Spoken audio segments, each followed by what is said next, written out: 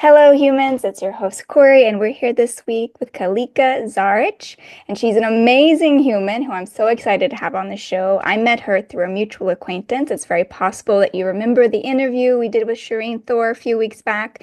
So, Kalyca and I met through Shireen. And she does so many amazing things. She's in organizational development. That's what she got her master's in. She's also helping businesses to grow and to excel. She's amazing at strategy.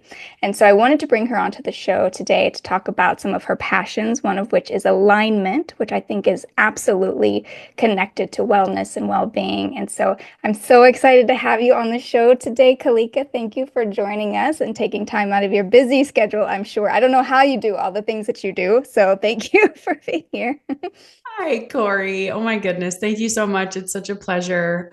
You are also an incredible human, which I'm sure the listeners of this podcast know very well.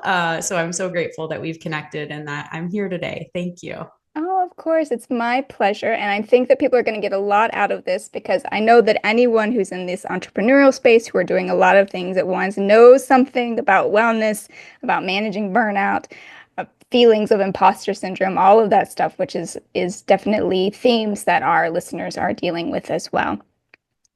And so I want to start you off by asking you about these many hats that you wear because you're a speaker, you're a podcaster. I'm blown away by the fact that you're also a marathon runner. I don't know how you do that when farthest I can run to is like the cabinet for some chips, that's an exaggeration. But like I just don't think of running as like it's never going to be. I'll cheer you on from the sidelines, but I'm never going to get out there and make that happen. And so I'm super impressed by what you do. But tell me, from your perspective of all these lived experiences that you have, what does wellness and self-care look like for you on like a day-to-day level? Like, what are your priorities? Maybe how do you flesh out your schedule to accommodate all of that? So what does that look like for you? Ooh, what a good question. I will be very honest and transparent with you in Good. We like that. We like to yeah, keep it real. keeping it real right now. So that has changed so much for me in the last few years. Okay. So if we were to like roll the tape back and look at me, gosh, even 5, 6 years ago, I was what I like to call addicted to external validation. Mhm. I was literally running myself into the ground. All those miles. How many miles? 26, right? 26 miles into the ground. Yeah, which I actually ended up in, I think it was 2015. I actually stepped up to the ultra marathon Oh distance my because God. 26 miles wasn't enough for me back then. Oh my God. So, yeah, I mean, there's so much I could give you as far as details on like what I used to think wellness was, right? Right. But what I know now is that I was actually just finding ways, the best way I knew how. And like, I give myself back then so much grace because I didn't know any better. But I was coping with a lot of unresolved trauma. And I guess like the things I had put on a pedestal as wellness were actually really not serving me, not serving my mental health, my physical health. And truly, I was misaligned. So that is part of why alignment has become such a big passion of mine, which I know we're going to talk a lot about We today. are, But yeah, because I'm super excited to get into alignment with you because I find it a very fascinating subject. And so we're going to get into it. Don't worry, but keep going. I can't wait. Truthfully, wellness has changed so much for me in recent years. As I've started to go through the process of healing from a lot of those repressed traumas and memories and grief and, all the baggage I was carrying, it's really started to shift. And I'm so grateful. Like I've been able to work with some incredible practitioners and providers and professionals that have really helped me in that process. So what I guess I'll just share now, like what my routine looks like now. Yes. I have to be very mindful about giving myself margin and upholding boundaries. Yes. Because what I learned from that whole lived experience was that I will run myself into the ground without those like safeguards. So Yeah. I do try to be, as an entrepreneur, right? The demands are always like in your There's face. always something to do. I feel like there's just always something to do. And so it's like, well, I can't take time to do this because I've got something else to do. And it's so easy to just keep shoving your health and your well-being to the background because it's like, well, I've got so many more things to accomplish today. Totally, 100%. But yeah, I mean, really, it is like I'm a very strategic person, as you already mentioned. So Mhm. I do keep a very strategic schedule for Mhm. myself, but I really make an emphasis and a concerted effort on ensuring that I'm not taking on too much. So Mhm. I've kind of had like to play the game of trial and error, right, to figure out what that looks like. So in all honesty, I usually try to keep my weeks bookended with open time, where on I try my absolute best to not schedule a lot of meetings and things on Mondays and Fridays, because I feel like that gives me the space and the margin and helps me maintain the boundaries that I'm talking about. So that's one thing that's been really transformative for me in really establishing a balanced wellness routine, which is, Emphasis on the word balanced. yes. And then, like in my business, I'll grind it out Tuesday, Wednesday, Thursday, and, get to be on a lot of exciting calls and engage with clients and meet new people. And I would say outside of that, some other wellness practices that I've found really helpful and important are, honestly, I do have a pretty like non-negotiable fitness and movement routine, which has Mhm. also shifted quite a bit in the last few years, but I do make it a priority to move my body every morning. I do Mhm. find that that really helps keep me energized. It helps me focus.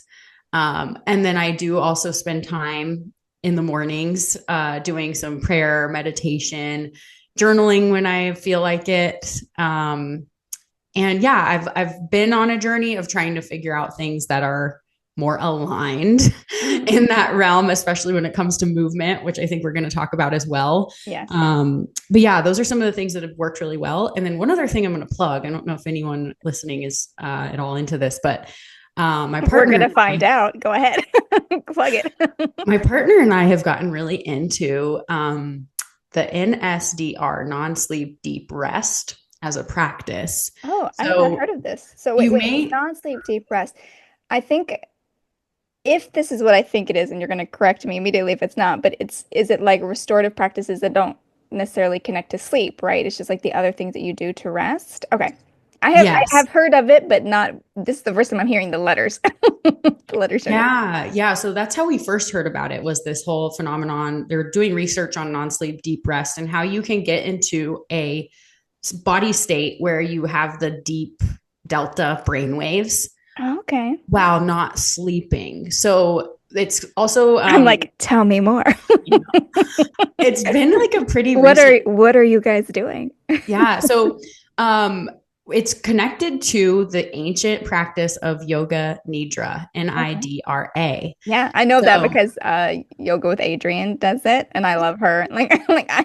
I'm glad she doesn't live closer because I feel like I'd be some kind of weirdo stalker and be like, "Can I just do yoga with you?" Because I watch her videos like almost every day. I love I her. really like her too. Yeah, Yeah. yeah, Yeah. great. So it's essentially sort of like a guided meditation, but it is built in a way that is supposed to elicit that non sleep deep rest state. Oh, So nice. it has been found to have incredible healing properties, Okay. and to be really effective in nervous system, like health and nervous system regulation. So that is Between something me and you from, and the entire public, 'cause yes. I also need more nervous system regulation. Amen. It is our society. It's like everything around us is designed to get our nervous systems jacked up. Yes. And for sure, I mean, that the first 30 years of my life, I was torching my nervous Oh system my without gosh. knowing it. Yes. No, you and me both. I can't, I keep saying it like it's of the past, but I absolutely, this is one of my sticking points. We all have like those things that we still get hung up on, like our Achilles heels. And one of mine is not overdo it, like not overstimulating myself, not keep, yeah, it's really bad. That's like mine. We have to keep working on that. So, Yeah, it's so important. And it's like honestly so hard to avoid that overstimulation, just being a human in our world, right? Like, yes. And So one of the things that my partner and I have been doing in our wellness routine is we've been doing almost an hour of non-sleep deep rest as a practice every day. wow. And You it guys must has, be so relaxed. yes, definitely more relaxed than ever before. So I I, love I that you give guys it, are doing it together. yeah, me If I tried to too. tell my wife, we need to sit, she'd be like, what? We need to sit still for an hour. She'd be like, no, I've got a book to read, or I need to kickbox downstairs. I can't sit here with you for an hour just doing nothing.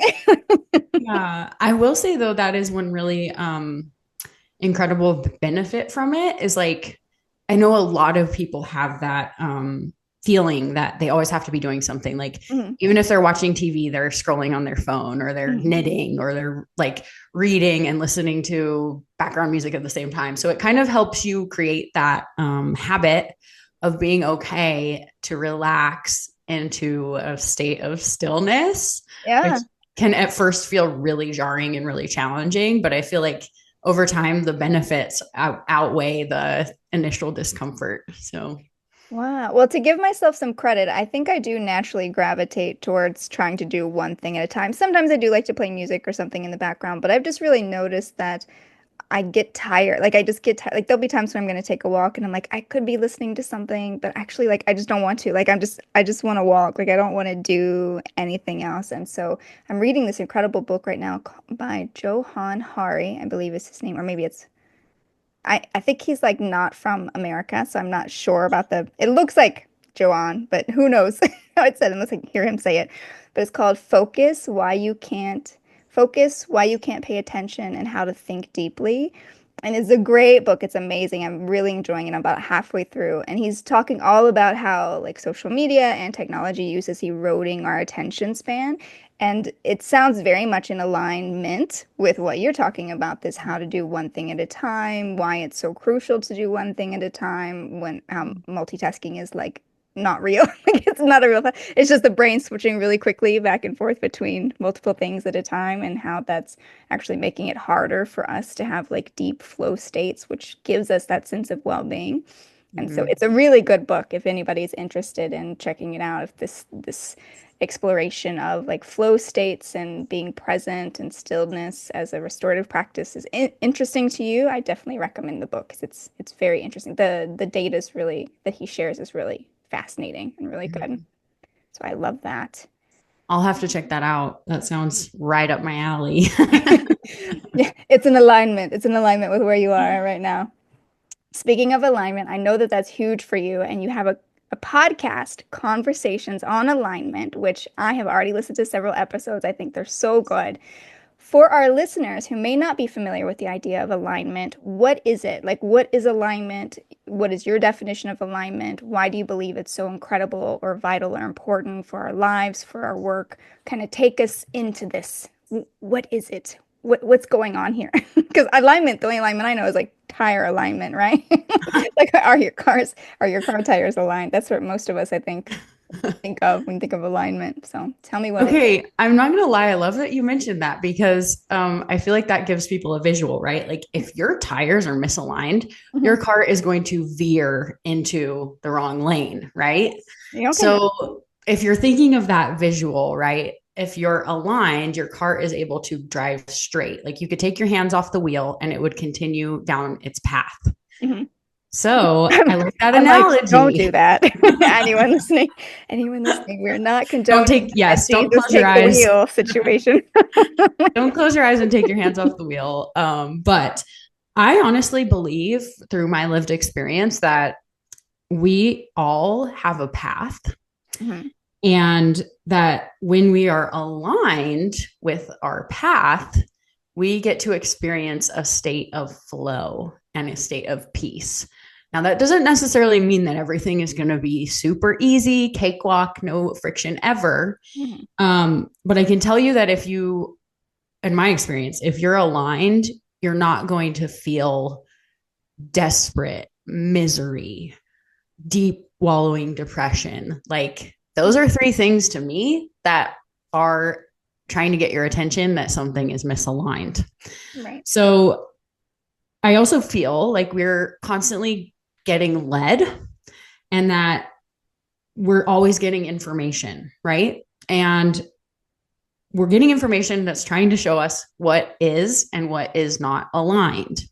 But like we've already talked about, we live in a society and a world and a time and era where there's constant stimuli coming at us from every direction, every angle. And most of us are actually pretty disconnected from our bodies. And so, what can happen really easily, and what happened for me, is that I was getting the information that I was not aligned and that I was on not my path. I was on a different path. I kind of took a turn somewhere. Mm-hmm. And for a long time, I wasn't able to pick up on those messages. It kind of took something pretty big to happen in my life that kind of shook me out of it and shook me awake. And I was like, oh, all these things that I'm doing and chasing after and like assigning value to and putting my identity into are not actually aligned for me. So they were creating all this underlying friction and disturbance, I guess, and anxiety and discomfort and depression and just all the things, right? And Yeah. it took that experience of being like, wait, whoa, like, oh, this is happening because that is not aligned for me. And the more I've been able to slowly, like it's taken years to build the confidence and to like take steps to being on the path that I do believe is aligned. Like I cannot tell you how amazing and worth it and life changing it has been. Like, to be honest, the thing that really stands out is starting my business. Like I was working for decades for the wrong people, to be quite frank. Like you're like, I learned a lot. I don't know if you signed any NDAs or anything, which is like, they're not good. I won't say anymore. I will say I learned so much from all those experiences and I would But not they're be where not I for am. me. Yeah, I wouldn't be where I am today without those. But like, yeah, just the mission misalignment, right? It was Yeah. like deeply eroding. It was like, feels like it was eroding me from the inside out, right? Yeah. And being able to step into something that was more aligned was like, it was scary as hell. But again, so worth it. So, really, the whole premise of the podcast is I just want to talk to people who have done things like that, who've like taken a leap of faith in service of alignment, of like being like, okay, I know this isn't working for me. I have to do something else, and kind of jumping off the cliff and going for it. And then like telling the story of what happened and how they landed and like how did they even know that it was misaligned and where are they now and what is possible for us when we seek greater alignment. Yeah, it's interesting because I don't know if we always choose alignment consciously, right? I mean, I think we have kind of an inner compass. I mean, maybe I'm making overgeneralizations here, but for me, it does feel like I have a sense of what matters to me. And I realize that might be very privileged, that some people don't have the opportunity to connect with that because that has been a slow process for me, kind of distancing myself from my upbringing and stuff and kind of realizing what was more me and what was more of a trauma response due to the circumstances. So I just want to be clear that not everyone is like, oh, I know who I am and what I want and what's good for me. That's a whole thing. That's a whole thing coming into alignment with yourself. But I think it is also very similar to some of these ideas like being authentic, right? Like being who you really are, choosing you, even if there's external pressure to be someone else or do something else. Or, we reward people, at least in our society, for doing like the right things. Like you get the right job, the 9 to 5 with the right benefits, and you marry and you have the 2.5 kids, like, and you get rewarded for that along the way. There's societal benefits of like the guaranteed salary and the things. But if you're this like entrepreneurial person and you're out doing whatever you want and making what you want, like society's like, I don't know, like sell your idea to me. Like, I feel like it's harder and you get more resistance. And that resistance feels amplified with all of the other kind of voices and stuff that are coming in. What you're talking about, the sensory situation. Actually, in that book that I just mentioned, I don't want to like just talk about how amazing this book is for this entire episode. But going back to that book, he talks about, his name was Tristan something. He worked at Google. It was a coder or an engineer that worked at Google. and how he was so upset about how intense the developers at Google were working to capture that attention, to like control your attention, to steal it throughout the day, to kind of pump you full of these imagery, sensory experiences, like advertising or these other things to kind of control what you see, what you think. And he was like, is anyone happy? Like talking to the designers, are we happy with the world we're making? And no one raised their hand. Like no one said, yeah, I love what we're doing here. And I think that that's why that's connected to alignment is that it's going to be, I know I don't want to be a doomsdayer here, but it might be even more challenging in the future to stay true to your alignment if you have this louder and louder competition for your attention, right? For like, this is what I think is good for you. This is what I think you should do. If that's like screaming on the side, it's harder to like hear yourself. So anything we can do to bring ourselves into alignment has got to be a skill worth developing and probably essential going forward, considering where we're going. This seems a direction as far as like, selling our attention off to the highest bidder. So I'm super interested in alignment and, what it takes to live like that for our greatest happiness and well-being. So look at you ahead of the curve. Take us into it, Kalyca. Help us figure this Oh, out. yeah. Well, I mean, I do want to say, like, I've honestly now I have like a meta analysis of this to a degree because I've done, gosh, over a year's worth of interviews with people Right. asking questions on like, what is alignment? Do you know? How did you figure out this thing was misaligned? Like, and I will say, of that meta analysis, if you want to call it that, Yeah. one of the key themes is values, core values. And you mentioned that, right? Like as you grow out of your 20s and you embark into your 30s and beyond, like you get a better sense of who you are, what your values are, what is authentic to you, what fits, what feels good, what doesn't, what are you trying to get away from, what, like you get a better sense of that. But one thing I wanted to mention that I think is really key, and this has been reflected in a lot of the conversations I've had, is that we are always evolving, right? And so, therefore, what is aligned is always evolving. And I think what happens to us too is not only that like stimuli overwhelm to disconnect us from looking inside and like praying or whatever that is for you to find out what feels aligned, but that we sometimes get attached to a story or we Hmm. get attached to a version of us or an Hmm. idea, like you said, right? Like society tells you you have to get the 9 to 5 job if you want to be of value, and then you have to go to this and you have to get a degree and yada yada yada, right?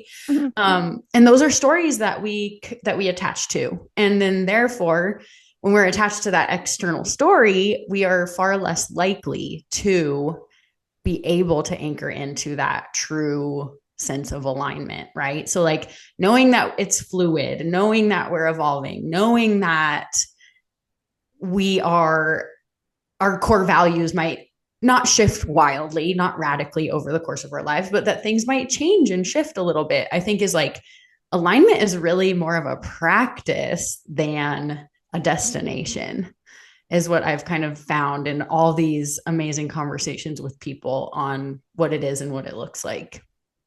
That's so true. And I have a great example of that because the kind of writer and storyteller I was before my mom died and after is not the same. So before she was murdered in 2020, I was writing several fiction books a year. I was running that business because I was doing it as an independent publisher. And so there was very much that part of me. And my values didn't change, valued creativity, valued my independence, my freedom.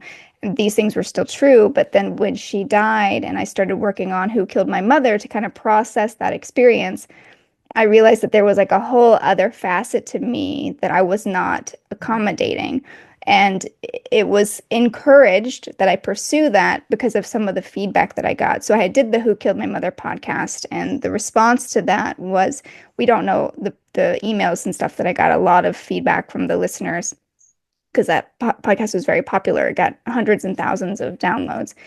And a lot of the email and stuff that I got was, I don't know how you're okay. I don't know how, after everything that's happened to you, you're a normal human being. And I'm just like, am I though? I'm like, well, thank you. But also, is that true? But I started looking at it and I realized, oh, like there is a really big need for learning how to switch from surviving to thriving, and that not everyone knows how to cross that gap. Like it's not clear. And I know it's not clear because I totally fumbled my way through it. Like no one in my family was well. There were no role models that showed me this is what it looks like to not use these terrible coping mechanisms. This is what it looks like to be healthy. This is what it looks like to be free of generational trauma, like terrible, like as far back as we can record. Like when we talk about generational, I mean like legacy wealth of trauma. I saw a cartoon the other day that was like you didn't inherit wealth, but you inherited like mental illnesses and stuff. And I was like, yes, that's me. And so it wasn't clear. And I was like, oh, and I was like, but I am a teacher and I am a storyteller and I do lead people. And I was like, so here's this whole gap of like a part of me that was, it felt very clearly connected, but I was like, but I'm not doing anything with it. But here's my invitation to do it. And so I think alignment also, we get these invitations to step back onto our path or to shift directions, right? And so I'll always be a writer because I love telling stories. Like right now, I'm working on a collection of like horror stories that I think are fantastic. They're so much fun. But there's also this other part of me that like I want to develop and honor because it's true, right? And so you don't know that until you're out here, you're doing it, you're walking your path. And so I totally get it. And I think you're absolutely spot on with that one. I love that. I love the idea of invitations because, yeah, 100%. That's what I've experienced. And I feel like that's echoed in a lot of the conversations I've had. So, love that. Awesome. Awesome. As someone who really values and cherishes alignment, how do you think alignment helps us practice having a great relationship with ourselves, with self-care? If this is the first episode that anyone has tuned in to for Well Cared For Human, I just want to preface this a little bit with the premise of a well cared for human is that my definition of wellness is having an amazing relationship with yourself. And I break that relationship down into four pillars: your relationship with your body, your relationship with your mind and emotions, your relationship with your spirit, which includes creativity, joy, meaningful work, if you were a religious or spiritual person, and then your relationship to connection. Like how comfortable do you feel being yourself, being authentic, showing up with others, putting yourself out there, making connections. And so that system produces the wellness, the well-being. And so thinking about that, how do you feel that alignment kind of plays into that or helps us develop that? And maybe what you've learned from the interviews you've done or just your own experiences. Yeah. First of all, those four pillars are amazing. Like, I love the framework of that. And I guess, again, what comes up immediately for me is the experience that I've had was definitely, like I already mentioned, trial and error, right? And we've talked about how society is kind of feels like it's always trying to derail you, right? Like it's always trying to Trying to buy your attention. It's up to the yes, highest bidder. Google said yes. so in this book. They confess. Well, actually, you know what's really crazy? I'm going to insert this point really quick, and then I'll Yeah. get back to the question. But one of my favorite books of all time talks about called The Gap and the Gain, and it talks about how if you are using a product, right? And they're talking about social media. If you are using TikTok, Instagram, LinkedIn, any of these products that are vying for your money, but they don't sell a product, right? Like Instagram doesn't sell a product. They have an app, it's free. Like you can log in for free. That if there's no product that you're purchasing from them, you are the product. Yeah, I've heard that before. Like, Yeah, and like they're that getting the data and stuff from you, and it's like, oh no, what do exactly, you mean? Why am I the product? Yeah, I've heard that exactly before. that, and yeah, that one just like hits different, right? Like it's what you're saying about the Google story, but It's a little uh, horrifying, I'll admit. it is. Well, yeah, and I think it's I just don't want to be the product. having awareness of it, right? Is like maybe if anyone is listening and like you're someone who like we all do occasionally get sucked in and is like scrolling, you Mhm. know, in the doom scroll mode, you can just have the moment of awareness of like, wait, I'm being the product right now. I'm Right. being the product. Do I really need to watch another reel of, I don't know, people eating or baking giant cakes, or do I or do I need to step away from this? Right. But yeah, so with alignment and the four pillars, I think with that, right, with all these things vying for our attention, even our families, if you have children, like things are always vying for your attention. One of the biggest struggles I always had was never really like actually checking in with myself, with my compass, with my higher power. Like, and I think that the alignment as a concept or as a framework, if you're thinking about it and applying it to your life, then you're at least slowing yourself down enough to start asking some important questions. Hmm. Yeah. And that leads to awareness. And awareness then allows you to notice those invitations when they come, right? And to notice where you might be pouring your energy into something that is not serving you anymore. And so I think the whole idea of it just creates a space for you to reflect and open yourself up to those messages that I was talking about. Absolutely. So for you, what do you feel thinking about the four pillars? So what has been the most challenging to keep reapplying that alignment, like to go back to? I know that you had mentioned in the past that you felt like running was getting a little excessive, like it was more of a detriment to your relationship with your body than a help. So is it the body pillar, or is there something else that you felt like has really been a challenge to keep connecting with that alignment due to these continuous bombarding messages that are coming in? Definitely for me, the most challenging has been my relationship to my body. Hmm. And I'll be very honest, it's something I still struggle with, Yeah. even after years and years of Oh my therapy. gosh. I was We so, all do. yeah, I was going to tell you, I gave myself the most grief like yesterday and the day before by how much Easter chocolate I ate. I was like, why are you like this? Why are you so addicted? Why can't you get it together? I was being so hard to myself. Yeah.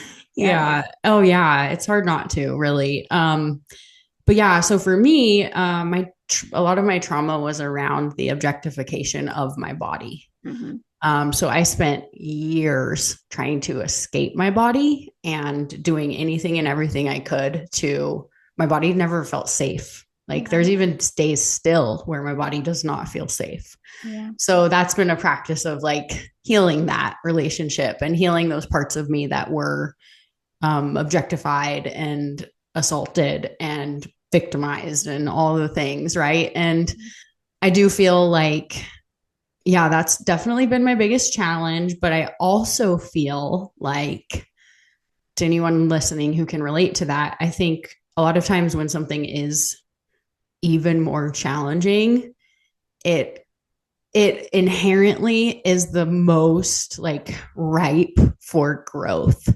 Yeah. Because even with all this stuff, like talking about alignment, the more I have specifically been able to work on that relationship to my body, the more I've opened up the channel to being aligned. Like it almost feels like, oh, the one that's the hardest, like the biggest sticking point is the opportunity for the most growth and the most transformation.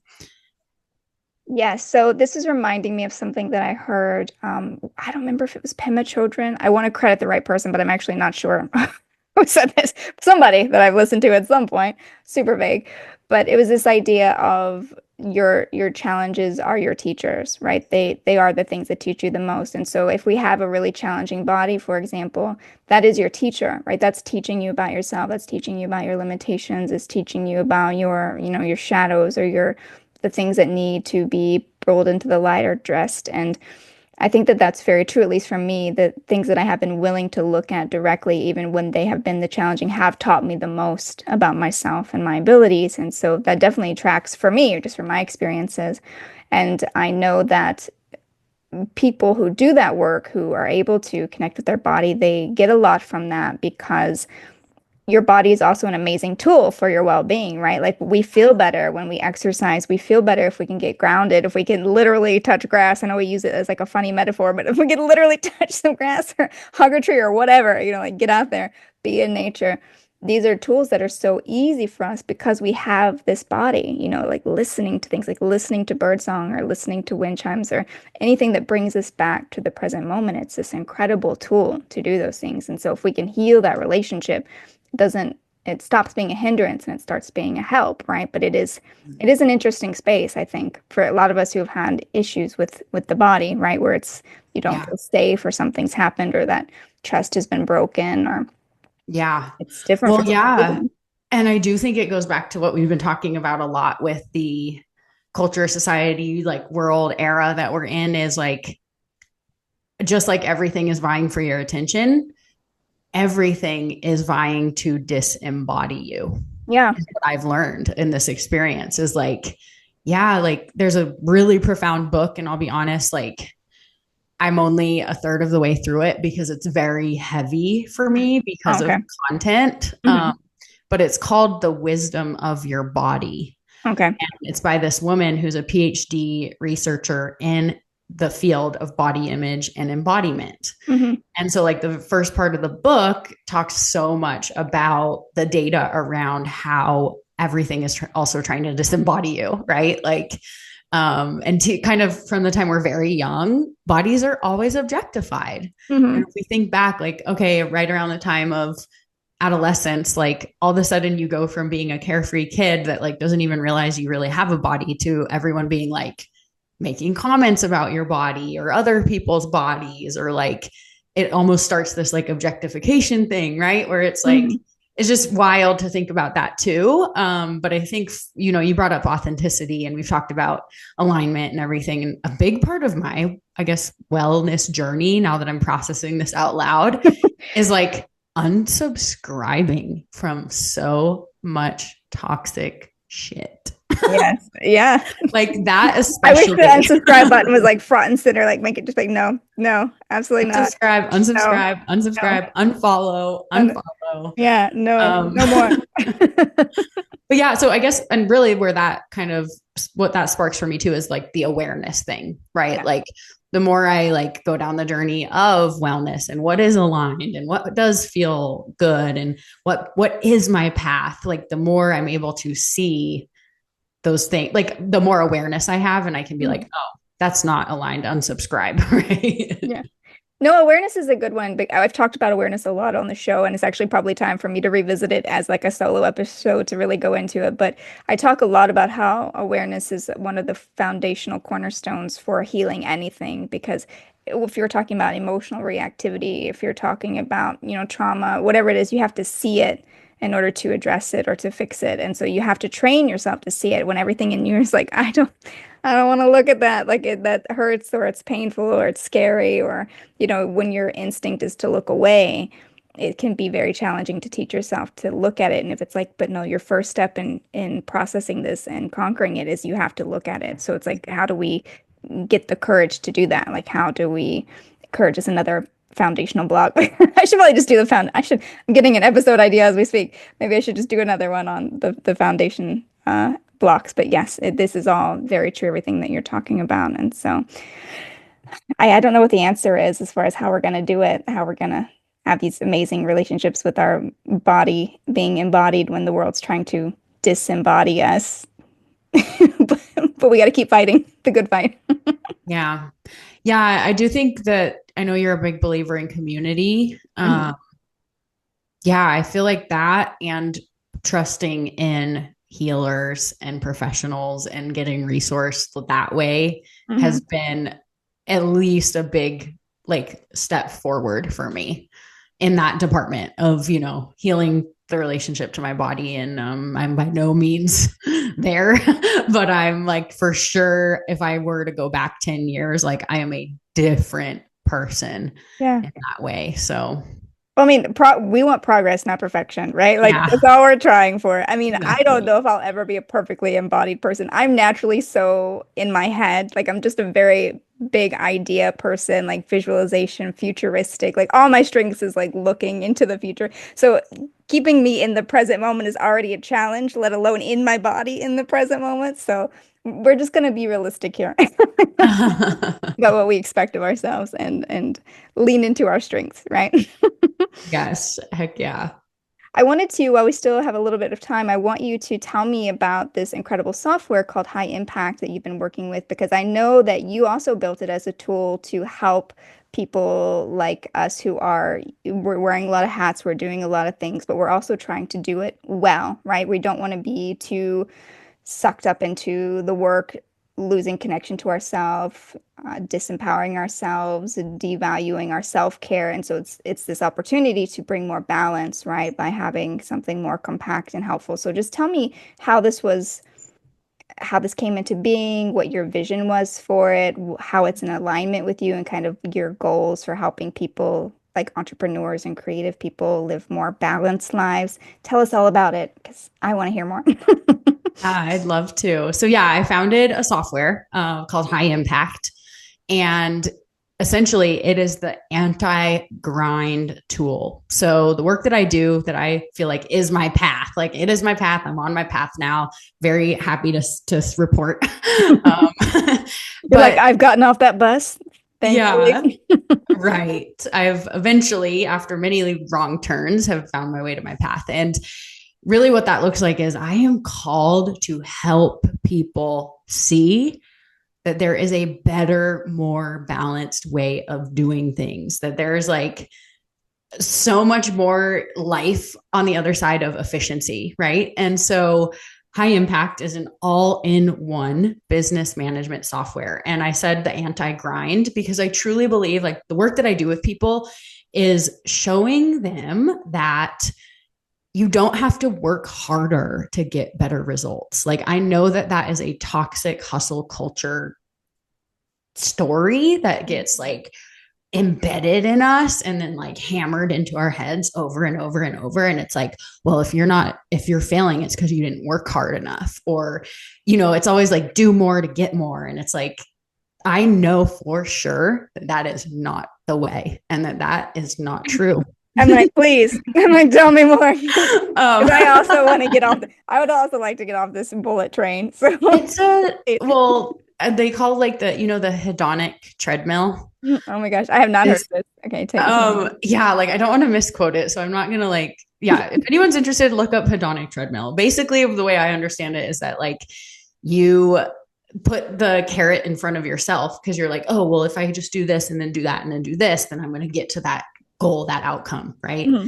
But it actually ends up being that you're like stepping on a treadmill, right? Because mm-hmm. the more you do, usually the way we're wired is that carrot is going to keep moving because we do that to ourselves, right? We constantly, the goal, the desire is like a horizon where it's constantly moving and we're pushing it further and further, right? Because we're like, oh, well, if I got to 10K months, like I can do 20K months. Like, yeah, I'm just going to work hard. I'm just going to put in more effort and I'm going to get there, right? And that's like the misnomer, like the belief that we buy into. But I can tell you it's not true. It really is not. And I think in my experience, I'm like, thankfully. you can get off the treadmill now. You can stop. It's all about being strategic. It really is. And there is always a way, especially nowadays with all the tools and automation and AI and everything that is at our fingertips, where you can get the same result putting in way less effort. Okay. So that's kind of my whole philosophy when it comes to how I help and serve business owners. And this software was a natural progression. It really is going from the treadmill where you're like, I have 75 open tabs and I'm paying for 13 software subscriptions and I'm bouncing between thing to thing to thing. It's like, no, what if you could run your entire business in one dashboard, y'all? Yeah. Like, I don't need to check 50 things today. Thank you. Yeah. Like everything, your inbox is in one place. It's email, it's all your social media. It's just everything is integrated into one. And the goal really is to, if you can streamline your attention, there's that theme again, then you can go so much farther, right? Like there's a diagram and I'm just going to describe it. So like, if you're listening, you can picture this. Yes. For those of you on Spotify, which is most of you, which is almost all of you, visualize this. Visualize this. So it's by Greg McKeown, who is like a really awesome thought leader when it comes to this principle of less is more.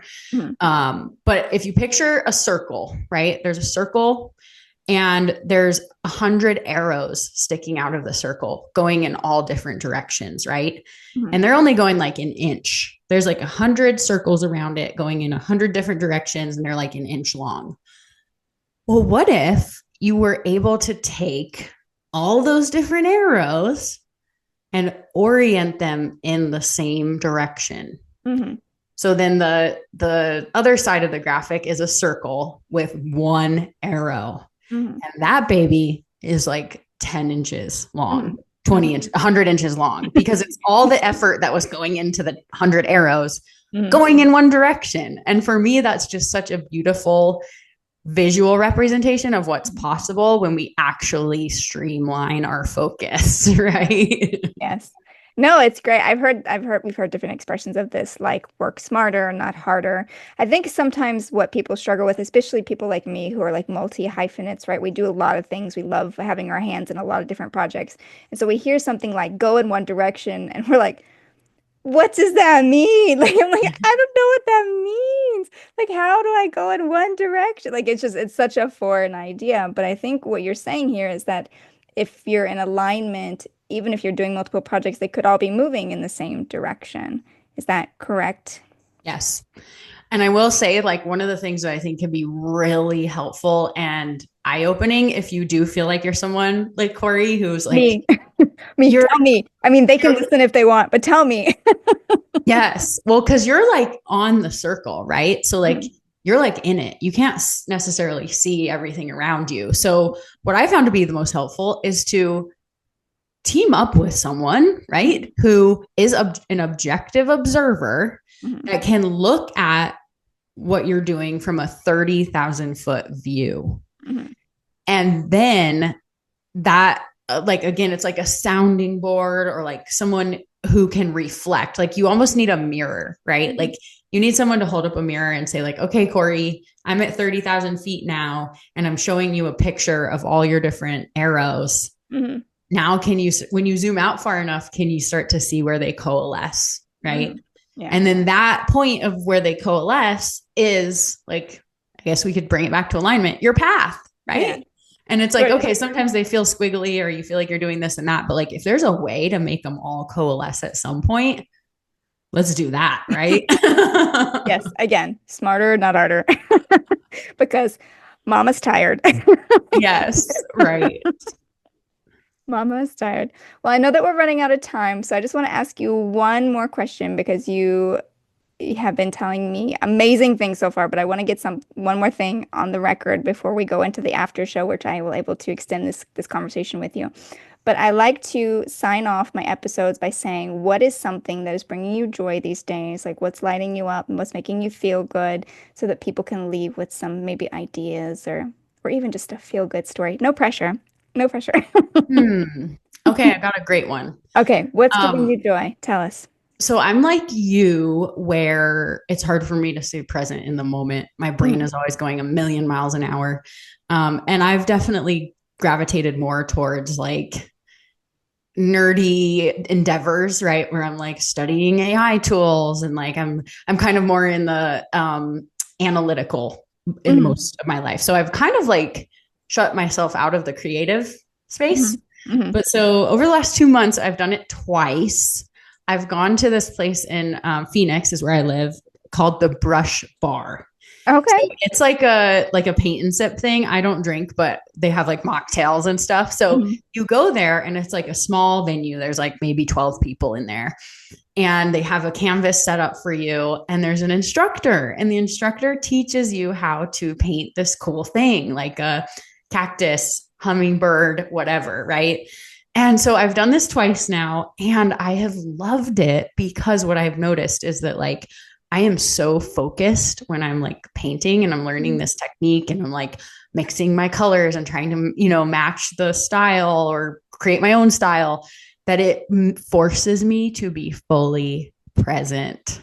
Yes. And yeah, so it's been a cool experience of like learning something new about myself and trying something really creative, but in like a container where I feel like, oh, like, because for me, I'm like, okay, if I just sat down with a blank canvas, I would be like, You're like, I what don't is know where to going start. on? Like, I would just stare at it. Right. But it's Mhm. like in this environment, it creates that like safety net almost for me to be Yeah. like, okay, I can do this. And like, yeah, it just like forces that true presence. So that's been something I've loved is like painting classes. Awesome. Yeah, creativity of all kinds, whether that's story, painting, they typically create flow states, which is what you're describing, the flow states, which is the antithesis of like the mental chatter and stuff that we were talking about earlier. So that's amazing. I'm going to talk to you more about creativity in the after show. But before we go, I just wanted to thank you so much for being here. Thank you for sharing your time and your wisdom with our listeners. And then for those of you who are our patrons, I never know how to say that word right because I learned how to say it from a British person. And so I feel like Patreon is not how you really say it. But I will be over on the Patreon with Kalyca, and we're going to talk about this more, and I'll see you guys over there.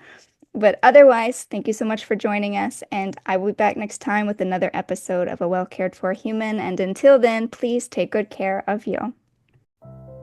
This episode of A Well Cared For Human was written and produced by me, Kory Marie. The music was by Late Night Feeler and Esther Abrami. If you like what I'm doing here, please consider visiting my Patreon. For as little as $1 a month, you get early ad-free access to the episodes, as well as a monthly patrons-only Q&A, bonus videos, and more. Not to mention that your Patreon support lets me know that you find value in the show and want it to continue. You can find me on Patreon by visiting www.patreon.com/Kory Marie. If you can't support the show financially, that is okay. You can still subscribe to the show, leave a review of the show, and recommend the show to your friends, not just the neurotic ones. All of this helps so much. And as always, thank you for listening.